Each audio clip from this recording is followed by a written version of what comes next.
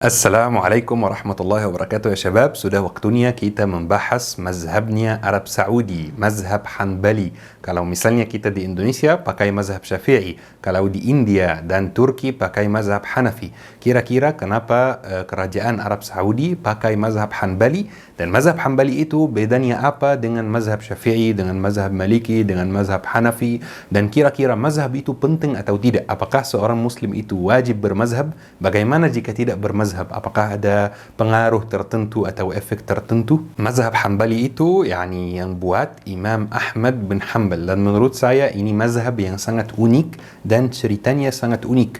Beliau Imam Ahmad bin Hanbal itu imam besar. Walaupun itu beliau pernah dipenjara, pernah disiksa, pernah diancam dibunuh, pernah dicambuk, pernah punggungnya diinjak kaki orang yang menyiksanya. Kira-kira apa ceritanya dan kenapa bisa sampai itu? Bismillah, semoga insyaAllah kajian hari ini bermanfaat.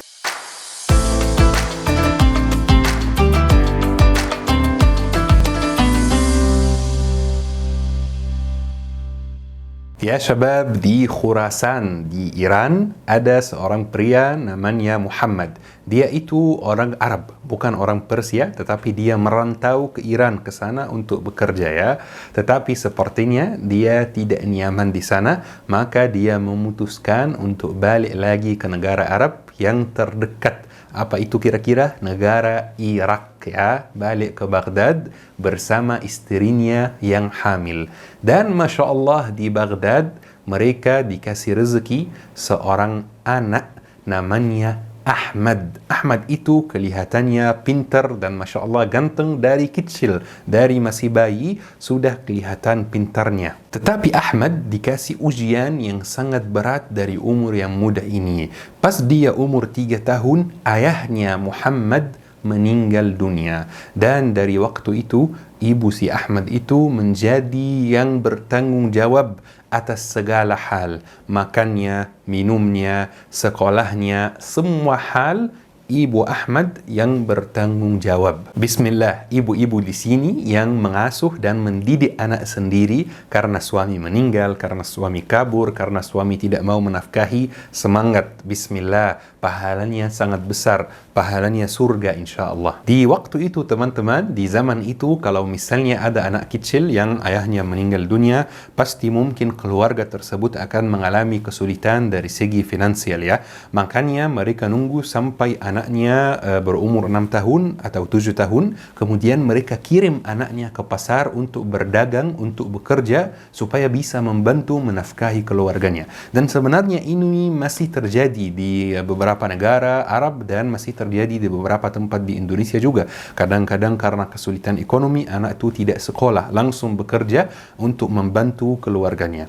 Walaupun tradisinya waktu itu seperti ini, tetapi ibu Ahmad menolak. Ibu Ahmad bekerja sendiri untuk menafkahi anaknya dan keluarganya dan kirim Ahmad ke sekolah. Sekolah waktu itu namanya Kutab. Beda dengan sekolah di zaman kita ini. Kutab itu adalah tempat untuk menghafal Al-Quran. Jadi anak pergi di pagi hari ke Kutab, di sana ada guru ngaji, kemudian mereka diajarkan misalnya 10 ayat, 15 ayat, kemudian sepanjang hari mereka mengulangi ayat tersebut. Makanya yang hafal Al-Quran di umur muda, umur 7 tahun, 8 tahun itu tidak mungkin lupa ya, karena sudah diulangi ratusan bahkan ribuan kali. Kalau di Indonesia di kita ini mungkin lebih mirip ke rumah tahfiz, tetapi yang aturannya agak ketat. Jadi secara umum kondisi ekonomi keluarga tersebut tidak begitu stabil, tidak begitu baik, dan Ahmad tetap pergi ke Kutab walaupun tidak gratis ya. Setelah Ahmad besar sedikit, Ahmad yang inisiatif sendiri untuk bekerja, untuk membantu ibunya, untuk mencukupi kebutuhannya dan mencukupi kebutuhan ibunya. Karena di umur 14 tahun, Ahmad mulai belajar ilmu agama, mulai belajar ilmu hadis khususnya, dan ini akan menjadi bidang Ahmad di masa depan. Dan belajar dan menuntut ilmu waktu itu bukan hal yang mudah. Beda dengan zaman kita ini. Tinggal pergi ke kajian, tinggal buka HP, tinggal misalnya daftar di sini, daftar di sana, banyak situs yang gratis untuk untuk menuntut ilmu. Waktu itu tidak. Waktu itu membutuhkan waktu dan membutuhkan biaya yang sangat besar. Kertas itu mahal waktu itu. Pena itu mahal waktu itu. Jadi Ahmad inisiatif untuk bekerja, mencukupi kebutuhannya sambil menuntut ilmu. Ahmad bekerja di banyak tempat, salah satunya misalnya tukang angkat barang. Misalnya kalau kita ke bandara, kalau kita ke stasiun, biasanya ada bapak-bapak yang Masya Allah pejuang dan bekerja keras yang menawarkan jasa untuk mengangkat barang yang kita bawa. Ahmad bekerja seperti itu sambil belajar ilmu hadis, sambil menuntut ilmu. Masya Allah, luar biasa perjuangannya, dan banyak pekerjaan lain yang Ahmad lakukan untuk mencukupi kebutuhannya dan mencukupi kebutuhan ibunya. Dalam hadis sahih disebutkan bahwa Allah merahmati orang yang balik ke rumahnya di sore hari atau di malam hari dalam keadaan lelah dari bekerja dan mencari nafkah. Dia akan dirahmati oleh Allah Subhanahu wa taala, dan ini kabar gembira, bisyarah yang saya bawa ke teman-teman. Ini semuanya sambil belajar ya teman-teman. Jadi sambil belajar dia sudah punya keterampilan yang sangat unik waktu itu, yaitu menulis dengan tulisan yang sangat cantik, sangat indah dan enak dilihat. Makanya dia pindah karir, dia menjadi orang yang menulis surat-surat. Misalnya raja mau kirim surat ke tempat lain, dia yang menulis. Misalnya ada keluarga yang anaknya merantau ke kota lain di luar Baghdad, karena Ahmad masih di Baghdad waktu itu, dia yang menulis suratnya, kemudian ada tarifnya dan ada biayanya. Ini pekerjaan Ahmad yang baru. Seperti ini hidup Ahmad teman-teman. Dan suatu hari Ahmad memutuskan untuk lanjut menuntut ilmu, tetapi di luar kota Baghdad. Jadi dia melakukan safar ke banyak kota, ke Kufa, ke Basra, ke Makkah dan Madinah untuk menuntut ilmu. Dan di tahun 187 Hijriah, Ahmad memutuskan untuk menunaikan ibadah haji. Semoga insyaAllah kita semua bisa menunaikan ibadah haji suatu hari. Saya belum. Semoga insyaAllah saya bisa berangkat suatu hari. Pas Ahmad haji ada cerita yang sangat menarik. Ya, jadi Ahmad berangkat haji bersama temannya, namanya Yahya bin Ma'in, teman dekatnya ya. Kemudian pas mereka OTW ke Makkah, mereka sepakat, habis kita haji, kita akan pergi ke negeri Yaman. Karena di negeri Yaman sana ada satu ulama yang Masya Allah ilmunya luar biasa. Kita ke negeri Yaman habis haji untuk menuntut ilmu dan belajar dari beliau.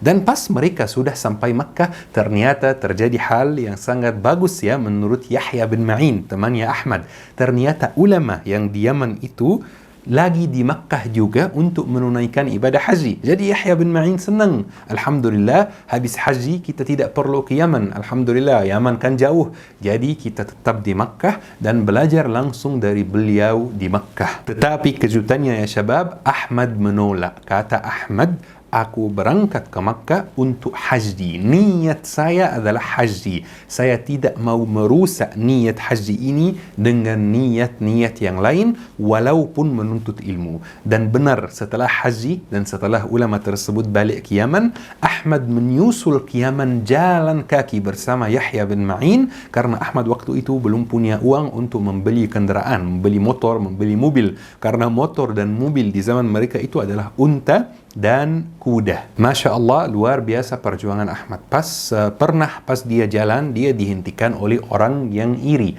Dan orang yang iri itu ada di mana-mana ya teman-teman. Kalau kita sukses dalam kerja, pasti ada yang iri, pasti ada yang kritik tanpa saran. Kalau kita sukses dalam ibadah, pasti ada yang iri dan pasti ada yang kritik tanpa saran. Kalau kita sukses dalam ilmu, dalam menuntut ilmu, kita punya ilmu yang alhamdulillah tinggi, ada yang iri dan ada yang kritik tanpa saran, dan kadang-kadang sayangnya ini dari keluarga kita sendiri. Tetapi kita tidak perlu memperhatikan mereka, biarkan mereka mengkritik, biarkan mereka iri, dan kita fokus pada jalan kita. Jadi orang yang iri itu pas ketemu Ahmad, kata dia, Ahmad, ngapain kamu hafal hadis? Ahmad, ngapain kamu menuntut ilmu? Berdaganglah biar kamu kaya. Kamu ini tidak punya apa-apa. Kamu hafal berapa hadis? 30.000 hadis ada? Jadi Ahmad jawab, lebih. Jadi orangnya kaget, kok lebih dari 30.000 hadis? 60.000 hadis ada? Ahmad jawab, lebih. Orangnya kaget lagi, lebih dari 90 hadis ada? Ahmad jawab, lebih. Dan mereka lanjut sampai Ahmad mengatakan jumlah hadis yang Ahmad hafal itu melebihi 300.000 hadis. Masya Allah, luar biasa. Ini adalah Imam Ahmad bin Hanbal, mazhab Hanbali, mazhab yang diikuti mayoritas warga Arab Saudi. Dan ya syabab, pas Imam Ahmad bin Hanbal tamat 40 tahun, beliau mulai punya majlis, mulai berfatwa dan mulai mazhabnya matang. Ini Imam Ahmad bin Hanbal ya syabab. Dan setelah itu terjadi sebuah peristiwa yang menguncangkan umat Islam waktu itu. Sebuah peristiwa yang sangat besar teman-teman. Karena ada aliran namanya Al-Mu'tazilah.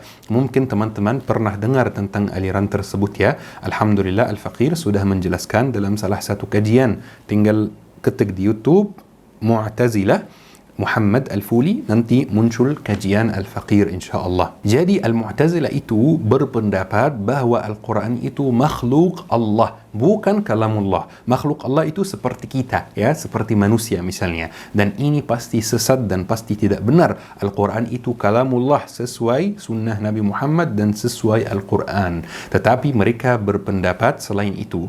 Kalau sekedar berpendapat, tidak apa-apa. Mereka berpendapat, tetapi tidak ada tindak lanjut, hanya berpendapat. Kemudian mereka dijawab oleh ulama dan ada perdebatan yang terjadi. Tetapi sayangnya bukan hanya sekedar berpendapat, mereka mulai mendekatkan diri kepada pemimpin waktu itu.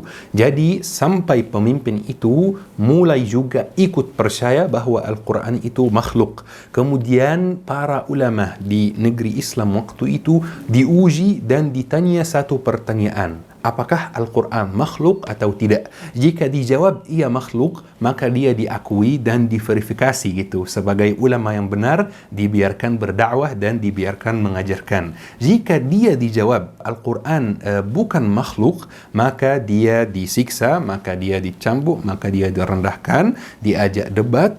Kemudian kalau dia tetap tidak mau mengakui kalau Al-Quran makhluk, dia dibunuh. Seperti ini perjuangan para ulama untuk menyampaikan agama Allah kepada kita ya teman-teman. Dan sayangnya di zaman kita ini muncul beberapa orang yang mohon maaf rebahan terus dan tidak berjasa untuk umat. Orang-orang ini mengkritik ulama. Bukan hanya tidak menghormati, tetapi mengkritik ulama. La ilaha illallah. Para ulama itu ada perjuangan teman-teman untuk menyampaikan agama Allah kepada kita. Jadi ya syabab, Imam Ahmad bin Hanbal termasuk salah satu ulama yang diuji dan dikasih satu pertanyaan ini. Apakah Al-Quran makhluk atau tidak? Dan diajak berdebat puluhan kali bahkan ratusan kali. Setiap kali berdebat, beliau berpegang teguh pada ajaran Rasulullah sallallahu alaihi wasallam. Al-Quran adalah kalamullah, bukan makhluk. Beliau disiksa, beliau direndahkan, beliau diremehkan, beliau dicaci maki. Beliau dilarang makan dan minum untuk beberapa hari. Bahkan punggung beliau itu diinjak orang yang menyiksanya setelah beliau pingsan dari siksaan. Beliau dipukul, dilukai sampai darah mengalir dari badannya dan tidak berhenti sama sekali. Walaupun itu, beliau tetap berpegang teguh Al-Quran kalamullah, bukan makhluk. Luar biasa perjuangan beliau ya teman-teman. Bahkan beliau pernah dinasihati oleh beberapa ulama lain. Ya Ahmad, wahai Ahmad, menjaga nyawa sendiri ini hukumnya wajib. Katakan saja Al-Quran makhluk, tetapi di hati kamu ingkari. Katakan saja biar kamu bebas dan tidak disiksa oleh mereka. Bagaimana kata Imam Ahmad? Imam Ahmad menolak. Kata Imam Ahmad, aku orang yang alhamdulillah diikuti banyak orang. Aku menjadi contoh untuk banyak orang. Aku tidak mau menyesatkan mereka. Ujung-ujungnya apa ya? Mereka membunuh aku? Ya silahkan saja, nggak apa-apa, tidak masalah. Bahkan beliau pernah ditanya, kok bisa wahai Ahmad kamu tahan siksaan ini? Kamu tahan musibah dan fitnah ini? Dengar kata beliau ya teman-teman. Ini bisyarah buat beliau.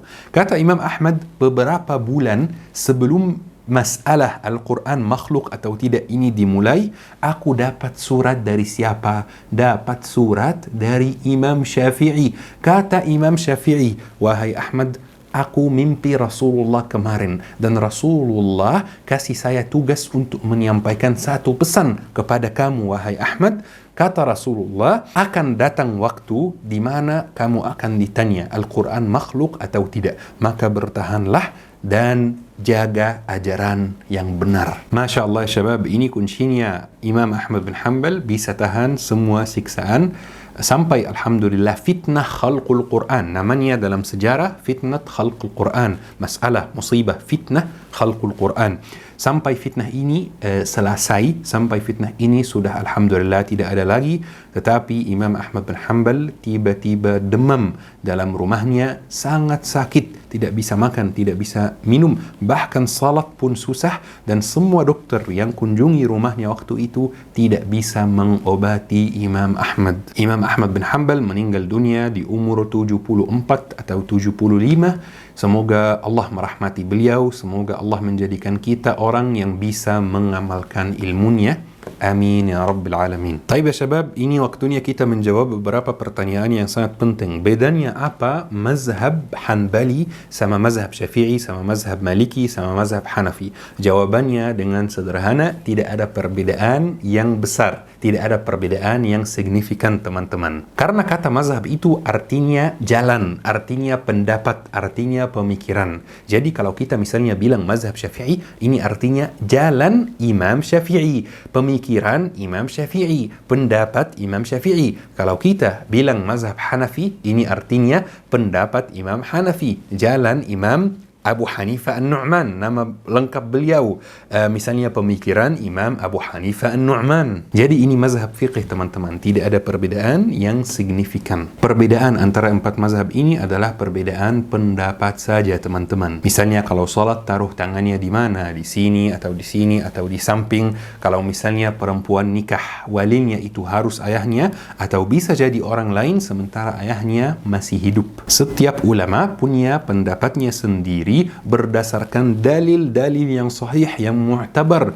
Jadi punya pendapatnya berdasarkan dalil dan cara mereka memahami dalilnya. Jadi ujung-ujungnya antum akan pakai salah satu empat mazhab ini secara tidak sadar, walaupun antum tidak mau pakai, ujung-ujungnya akan pakai ketika beribadah, ketika bertransaksi, ketika menikah, ketika cerai. Taib ya syabab, kenapa Arab Saudi pakai mazhab Hanbali? Karena dengan sederhana, pendapat Imam Ahmad bin Hanbal itu pendapat yang paling dekat ke pemikiran Syekh Muhammad bin Abdul Wahab. Sesederhana itu ya syabab. Ulama empat mazhab ini saling kenal, saling menerima, sangat fleksibel. Jadi kita tidak perlu ghulu terhadap suatu mazhab.